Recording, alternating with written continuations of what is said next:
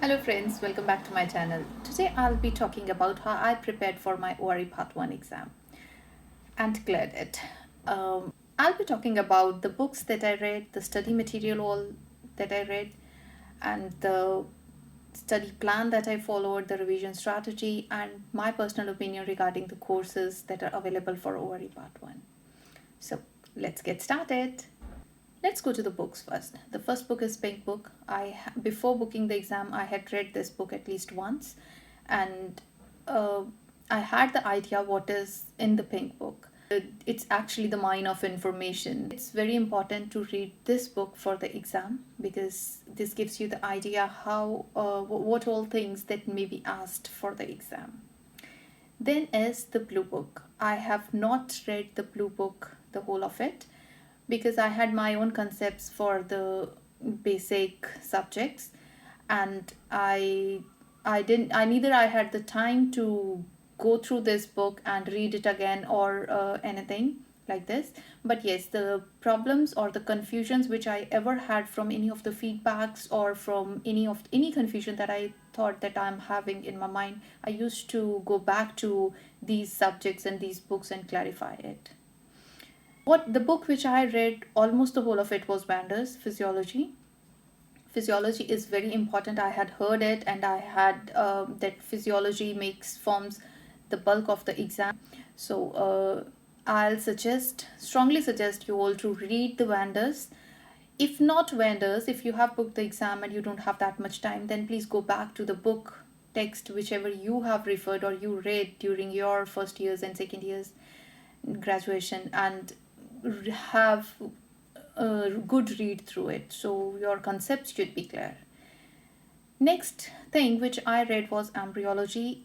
It was I had few doubts in the embryology, and I used to the concepts, they were not clear, so I went back to the embryology thing and I read it. I devoted 3 to 4 hours to this embryology and cleared all the concept, which all how the germ layers they are formed, when are they formed, how they fuse, and which all what are clefts, and what all structures, or if there is any failure, then what all diseases can arise. So I went through the basics of embryology. Not more than 4 hours I think it took me, but I read it thoroughly. Next is Scully's. I read this Scully's, and for all the diseases which I thought that I don't know the concept about it. For example, SLE, and I read rheumatoid arthritis, osteoarthritis, and all these diseases, diabetes, other multi-system diseases which I thought that I do not have concept. I went through Scully's, I read it. It was not that whole book that I read the whole book, but I went topic wise. Then is Eric and Wait. Yes, this is very important book for radiology, especially for the radiographic defects, indications of different radiographs. So all these things, I went through this Eric and Wait. It's a big book. I won't say it's a small book. I can't say that. But if we approach the book nicely, then it won't take you more than 1 day to study this book. 7 to 8 hours. Next thing which I did was BDA sheets. I read most of the BDA sheets which are available, and I tried to make a concept. I didn't go for any book for law and ethics, although it's very important topic, and that is something which we have not read back in our study programs in our own countries. So but I didn't go for any book because I didn't have that much time. I'll advise you to go through the BDA sheets properly, because BDA sheets is very simple to read. You just read it, highlight the points which you think are important, and just go through it. You won't be finding any difficulty because they have clearly straightforward facts are there, and you just have to go through it and have an understanding. What's it? Very important being the grievance handling, complaint handling, infection control. Then all the BDA sheets, I think they are important. The employee contracts, then the don't forget to read the standards of the GDC team. You should know how communication, what is communication, and about the GDC itself. That's all mentioned in the pink book as well, so you can go back to it, refer to. Next is guidelines. Guidelines which I did, they are very important because that is how dentistry functions here in the UK. And this may be different from what we have read back in our countries. Important guidelines which I did were BSP guidelines, NICE guidelines for third molar removal, then infective endocarditis prophylaxis, trauma guidelines, SDCEP guidelines for medicines, pharmacology, that is prescription of medication. Apart from this, NHS bands of the treatment, that is very important. I read apart from this, there are so many feedbacks which are available on the internet. I didn't get any chance of doing much of them, but yes, I tried to get the go through them. I did those feedbacks, and but the answers, I don't know whether they are authentic or not, and most at times I had some contradiction that you can always discuss in your Facebook groups, in your WhatsApp groups, with your study partners to find the reference. What I used to do was I used to ask for the reference of the answer whichever anybody is telling me. So this is how I did. Now comes the routine of my. I always try to divide what I know, what I don't know, I'm doubting, and what is most difficult for me. So I always divide my subjects in these three categories, and I call it traffic light system. This is what I learned while working here in NHS. So I divide the topics like this. Before starting, I'll advise you all to sit down and note down what are the topics or subjects you know it well. So you put it in green that you really don't need to work hard on it. Then there is amber light subjects or topics which you think you really need to study on it. And if you go through it, you can score more. Then finally, there is red one, which is the hardest one, which you don't know at all. So you will have to work on it, whether it will be time wastage or whether it will be time utilization if you devote your time there when your exam has been booked. So this is all. This is what I did for myself according to my own analysis. I tried putting the everything like this. Each and every topic I subject wise I put like this. Of course, making the pink book the basis. Yeah. Then when it came to the topic wise, I divided the topics, especially from the pink book, into the days. This is what I'll say. This was my schedule. This is how I just divided according to my strong subjects. I divided it into the days, and then I went topic wise. This is how I did this thing. What I was, and for the basic subjects, what I did was that I started it from the embryo. I told you I did embryo first, so that all the concepts of the developmental concepts, they are clear to me.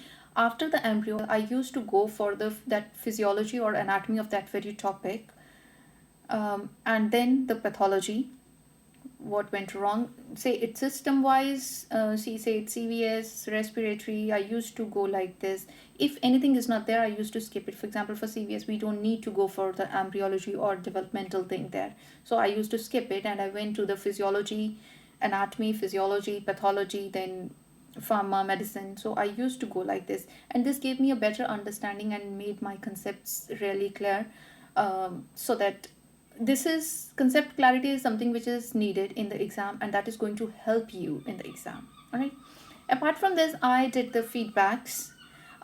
Every day I used to do some MCQs. I made it a routine to do either early in the morning when I used to get up and before starting the study, or before going to the bed at the night, or in between. According to your schedule, you can put at least 1 hour to the feedback, so that will give you an idea what kind of questions are going to come. I got the subscription for the past test app. Nobody is sponsoring this video, but I went through it, and I think it helped me in answering the questions in the exam as well. Next is my revision strategy. My revision strategy is very simple. I told you I divided all the subjects into the three things, so I was quite confident for the green thing, then left the yellow and the red blocks. For yellow and the red blocks, after studying few of the yellow topics, I moved it to the green. I highlighted it in the green, and the rest I used to revise. You don't need to revise everything, but yes, I kept, even after booking my exam, I kept 1 day off for revision of everything which I did last time, like last week or something.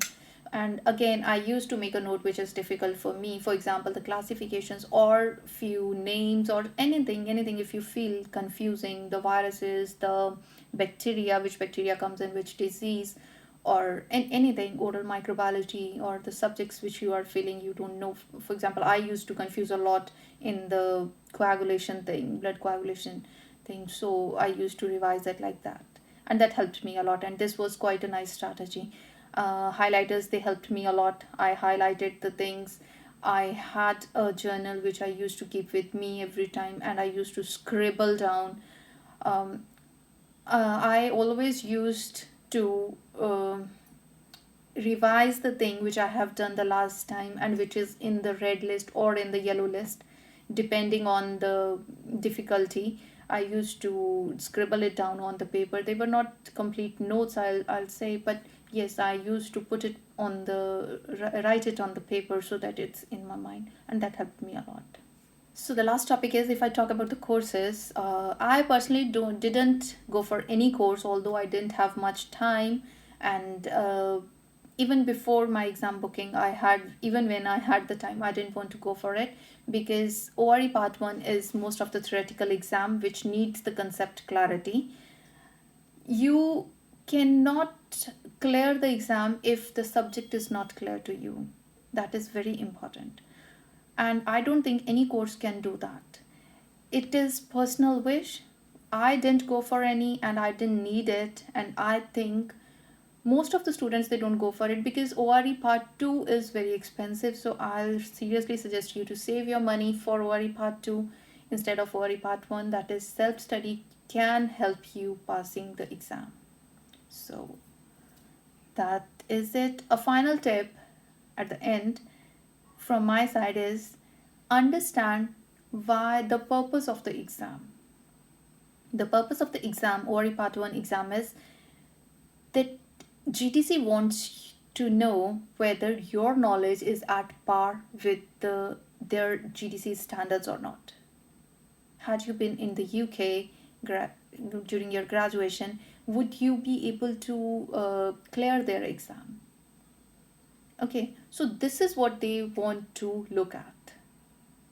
Keep this thing in mind and then prepare for it. So instead of going for the traditional dentistry, try to go for the guidelines, the BDA sheets, and the things. That is why Pink Book is called important for this, because it tells you how dentistry is done in the UK.